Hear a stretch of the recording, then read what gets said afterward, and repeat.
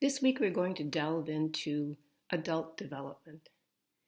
The philosopher and educator Mortimer Adler said at one time, "The purpose of learning is growth, and our minds, unlike our bodies, can continue growing as long as we live." The work we do in our classrooms and schools and teams and districts does matter immensely to our students, to each other, and to the system as a whole.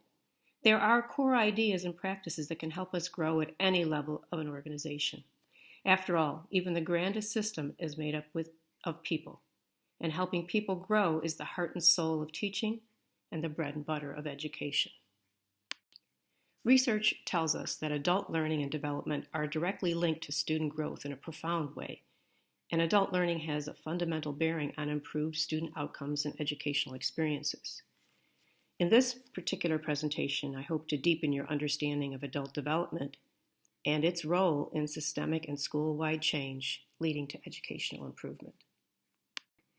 By employing developmental intentionality, we can cultivate a common language for talking about and supporting the growth of both individuals and organizations. In other words, we're talking about capacity building. Also, a common language then provides us the opportunity to have a shared lens for seeing and thinking about leadership and change initiatives. This kind of coherence would be very beneficial in light of the many reforms, curricular programs, accountability pressures, and professional learning emphases that educators juggle with and synthesize and navigate every day.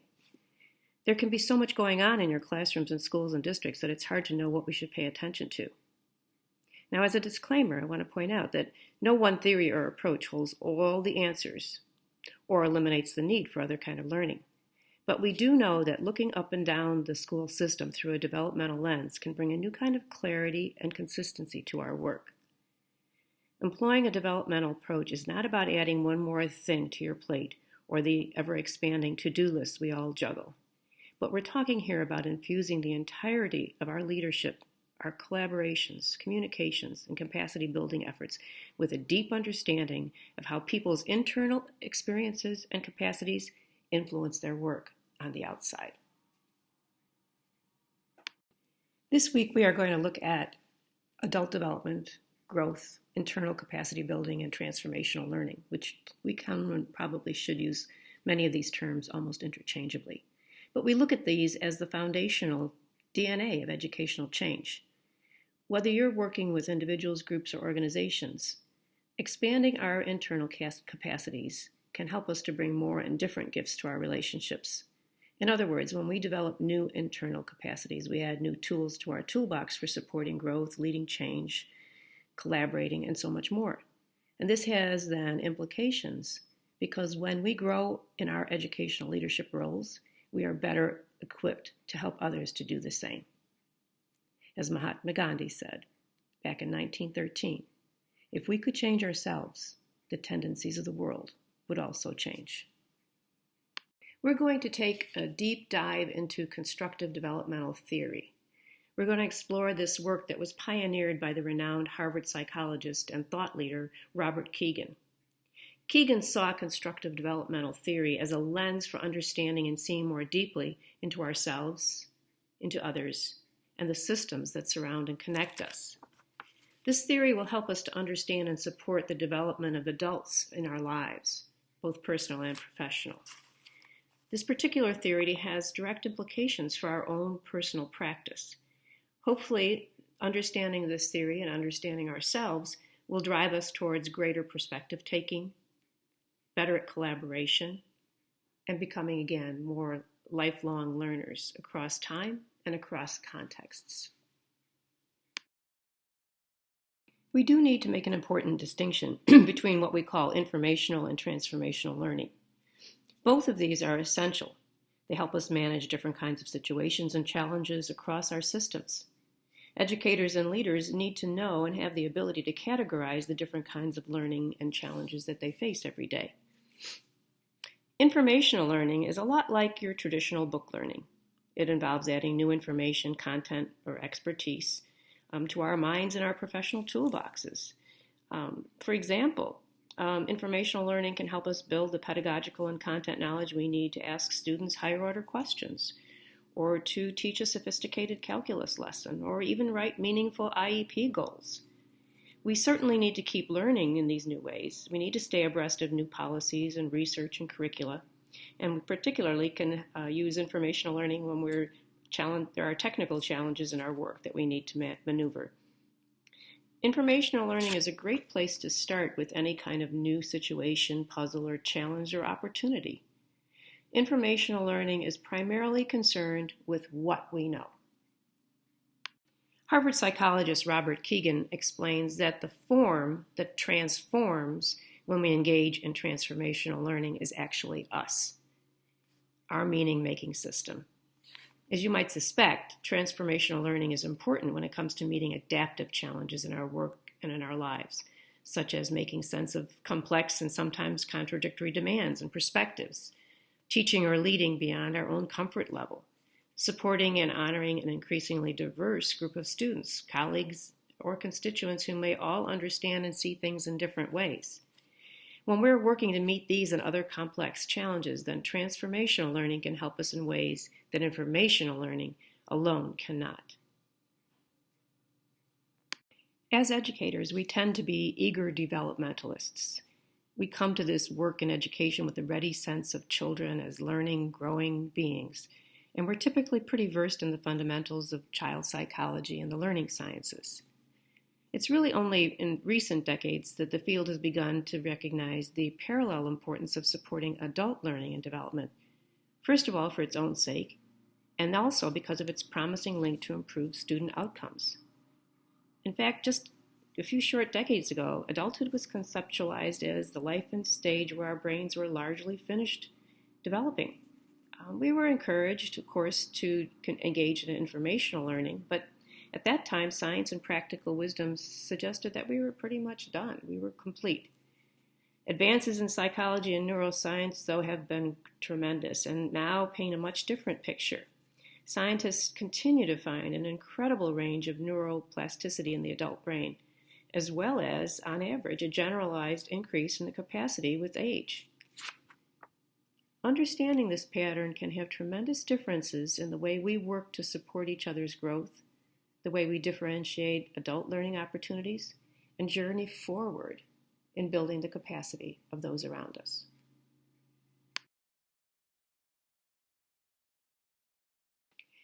There have been an increasing number of theories exploring the potential for growth in adulthood. This is obviously complex terrain. We're going to focus in on constructive developmental theory as a promising lens for understanding and supporting adult development. Basically, this is a neo-Piagetian theory of human development across the lifespan. It's a constructive developmental theory that was pioneered by Robert Kegan at Harvard and draws from more than 45 years of research into how do people learn and grow and develop. And his work has led him to posit that growth in adulthood occurs in qualitatively different stages. Kegan and his protege, Drago-Severson, call these stages ways of knowing. They chose this title because the explanation they've shared is that it reflects the holistic and sequential expansion of our cognitive, affective, intrapersonal, and interpersonal capacities. According to Kegan and Drago-Severson, there are 4 ways of knowing that can be recognized in adulthood: the instrumental, the socializing, the self-offering, and the self-transforming. We're going to dig deeper into each of these.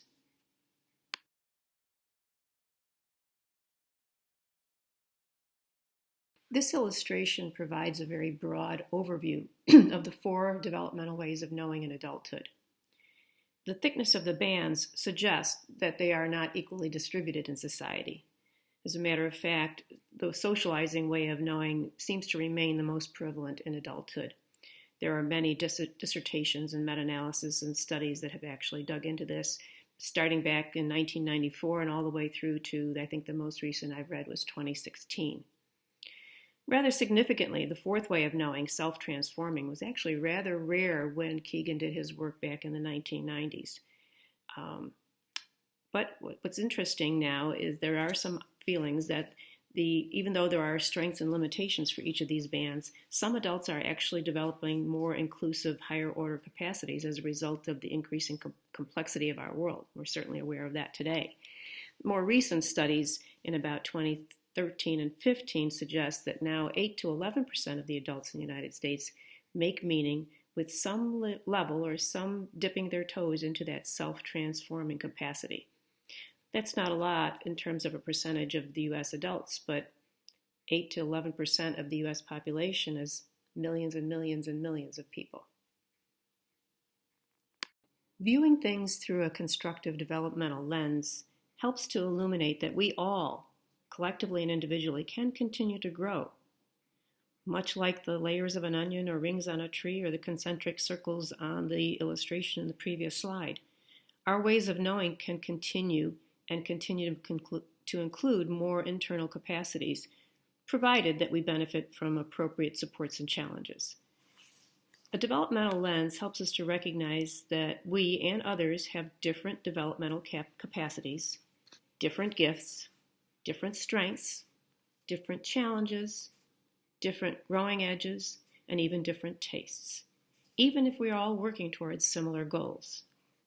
It also makes it clear that if we look at things through a constructive developmental lens, that each of us are going to find our way through that developmental trajectory at a different and a varied pace. Sometimes we're moving slow and steady, sometimes more stagnant, sometimes there's a rapid burst. In either case, the important piece here is that adulthood is not a monolithic life stage, and in nearly any group, any team, any system will find within itself a developmental diversity. Constructive developmental theory then provides a lens for better seeing and understanding some of the less visible but significant elements of our work, particularly as leaders. It also helps us to understand that we can differentiate supports and challenges for growth so that we can assist the adults that we work with to achieve different ways of knowing. And we can also work with other kinds of diversity within our systems. As we noted earlier, constructive developmental theory pinpoints 4 distinct ways of knowing, 4 distinct ways that reflect qualitatively different orientations to the world and all around and within.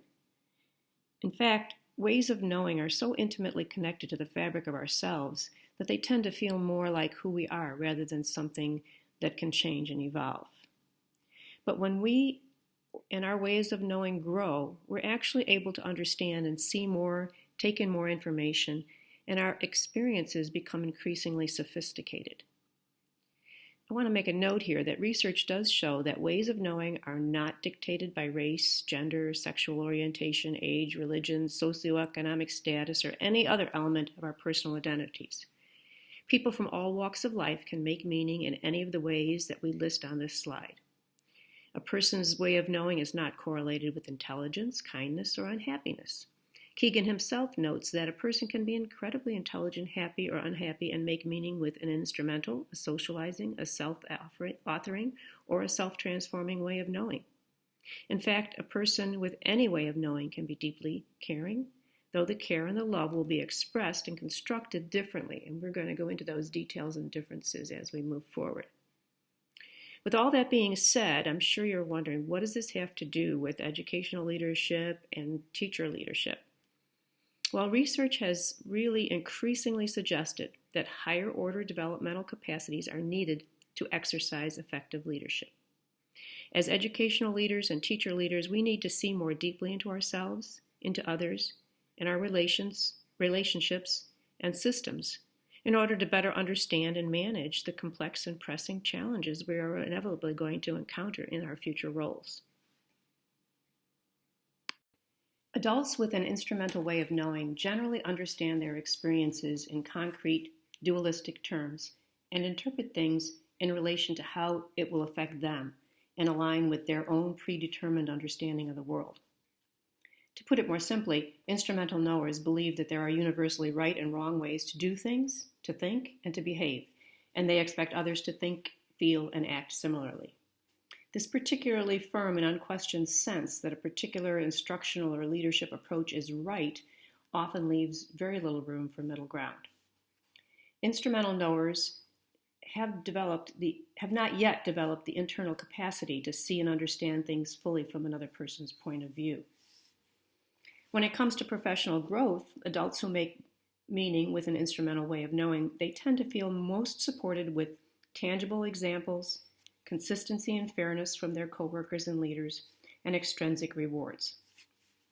Now, of course, there are times when every one of us needs concrete information and clear expectations. Just think about beginning a new job or taking on a new role or starting a new graduate program. We all have times when we need to comply with mandates, adhere to policies, and follow rules. And also, honestly, pay raises and other positive acknowledgments are appreciated by just about everyone. For instrumental knowers, though, the need for concrete and explicit goes much deeper than wanting to learn the ropes, adhere to a policy, or enjoy a hard-earned bonus. It really aligns with the fundamental ways they make sense of their work, their lives, their relationships, and the world. In other words, it's not a means to an end, but rather an end in and of itself. Instrumental knowers can undoubtedly bring many strengths to their work as educators. They have a deep dedication, an adherence to policies and procedures, and a commitment to excellence as they understand it. However, their tendency towards a black-white, right-wrong orientation in terms of leading, teaching, and collaborating can really limit leadership and professional effectiveness in this complex world of education. Adults who make meaning with a socializing way of knowing have grown to have a more complex reflective capacity, including the ability to recognize and take into account the feelings and actions of others. Socializing knowers can stand much more fully in another person's shoes and appreciate their perspectives. In fact, they actually tend to feel responsible for the feelings of other people they value, and in turn hold them responsible for their feelings. Socializing knowers have grown in the internal capacity to see beyond a particular worldview or approach as being the one right way, but they have not yet developed the capacity to disentangle their sense of self from their perceptions of how they are seen by others. So socializing knowers feel supported when colleagues, supervisors, and loved ones show appreciation for them as a person and a colleague. They will feel supported when you combine constructive suggestions with genuine affirmations of confidence and care. They will feel more supported when you model or scaffold disagreements that do not threaten relationships. These kinds of internal and intentional supports can communicate to the socializing knower that they are valued. This is an important consideration because socializing way of knowing remains the most common developmental stage in adulthood. Now, there are times when we need and want concrete feedback and directions, and certainly being liked is an arguably universal human preference. And obviously, no one enjoys being disliked. But for socializing knowers, conflict is experienced not just as an unpleasant part of life, but as a painful threat. Others' assessments and opinions make up their own identity. So receiving difficult feedback or engaging in hard conversations can feel especially risky for adults who make meaning in this socializing way. Even on the surface, they may be saying, "I'm fine." So when working on teams or with supervisors or supervisees, socializing knowers tend to be especially adept at sharing positive and supportive ideas, but they will shy away from anything that's more critical in terms of assessment or opinions, especially when they feel this might threaten a relationship. Like socializing knowers, self-authoring knowers can readily step into and understand others' points of view. However, adults who make meaning with the self-authoring way of knowing have developed the internal capacity to consider others' assessments and expectations in relation to their own. In fact, for adults who make meaning in this way, living and working according to self-determined values are of utmost concern. When working collaboratively with others and when giving and receiving feedback, for instance, these knowers tend to hear others' ideas through the filter of what they think is best and will use their own benchmarks to decide what, if anything, to do with suggestions that are offered by others.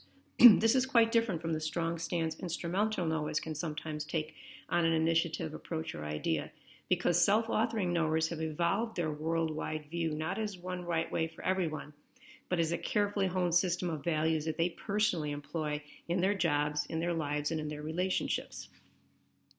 This is an important distinction because, as we've talked about before, research suggests that leaders need to have and exercise at least some self-authoring capacities to be and feel effective and to sustain themselves in today's fast-paced, high-stakes education climate.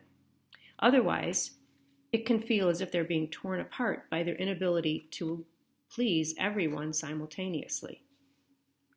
Self-authoring knowers are able to offer constructive and critical feedback, and they feel ready to stand up for their ideas and principles. Even when these knowers highly value collaboration and relationships, they are able to speak their truth, challenge authority, and take a firm stand for the things that feel important to them and to the others in their care. One could say they wear their values as a developmental suit of armor that protects them when they're advocating for the ideas and people in their care. At the same time, these adults who make meaning primarily with a self-authoring way of knowing have not yet developed the capacity to see into and critique their own ideology and self-systems. For the self-authoring knowers, their firmly and deeply held beliefs guide and define who they are. As a result, it can be difficult for them to consider perspectives that seem far removed from or diametrically opposed to their own. And for these same reasons, adults with a self-authoring way of knowing can sometimes seem less moved by certain kinds of new ideas, even those that could be of great benefit to their personal or professional growth. Accordingly, to be of good developmental support to a self-authoring adult, it can be helpful to pose questions that invite them to more deeply and carefully explore different solutions, different goals, different alternatives, as well as recognizing and honoring their autonomy, competence, and self-direction. A small but growing number of adults are developing a way of knowing beyond the self-authoring, a way that we call self-transforming. In terms of internal capacities, adults who make meaning in this way have developed the ability to understand their inner selves more deeply by seeing into and through their multiple self-systems. In other words, these adults aspire to look continually into themselves in new ways and to recognize, grow, and challenge those parts of their being that are still developing. Self-transforming knowers are less invested in their own identities than self-authoring knowers and are more open to others' points of view, others' ideologies, others' standards, and others' beliefs, even and especially those that may have seemed diametrically opposed to their own when they were making meaning as a self-authoring knower in a previous level. Like self-authoring adults, self-transforming knowers can take a principled stand. However, they also recognize the value of looking beyond themselves and of opening up their ideological armor. For self-transforming knowers, colleagues' ideas and perspectives are not understood as part of a larger continuum. Self-transforming knowers actually actively strive to understand how other people think and feel about complex issues in order to explore paradoxes and expand their own thinking and help build bridges. Self-transforming adults orient to this kind of interconnection and psychological intimacy as a way of enhancing their self-understanding, and rather than needing others to feel whole, self-transforming knowers open their hearts and minds to others as a way to feel more complete. They strive for mutual support for growth.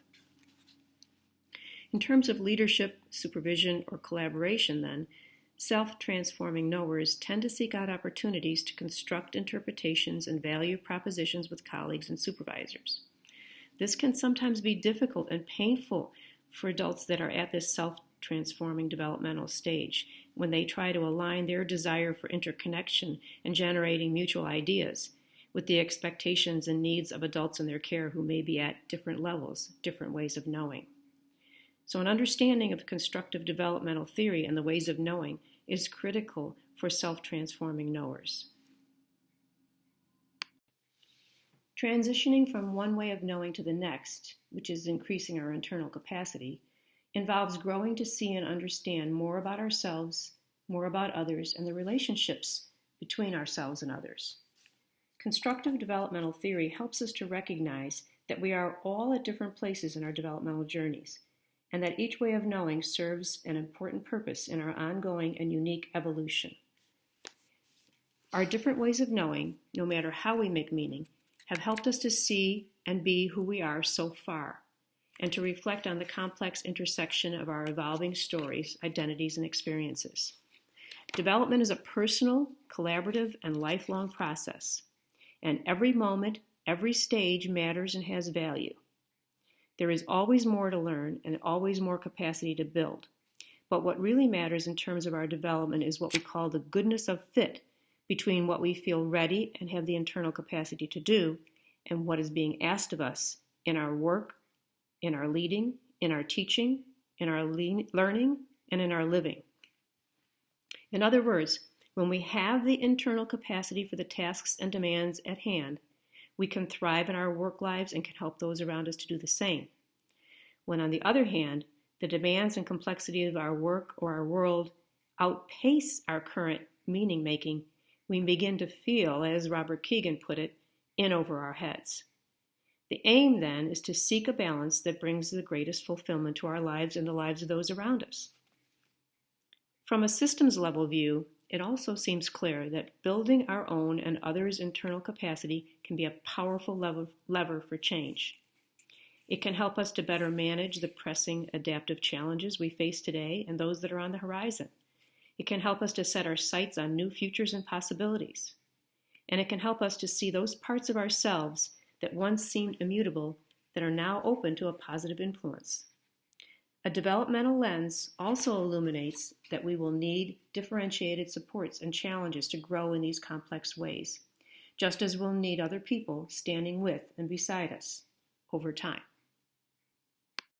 On our Blackboard site for this week's presentation, you will find 3 PDF files that are actually vignettes of 3 different educators, Quinn, Amal, and Pei. Now that you've had some time to think about and learn about constructive developmental theory, I would ask you to please read these 3 vignettes and then go to the discussion board. In the discussion board, there will be 2 different sets of questions for you to consider and to respond to. The first set of questions will deal with these vignettes, Quinn, Amal, and Pei.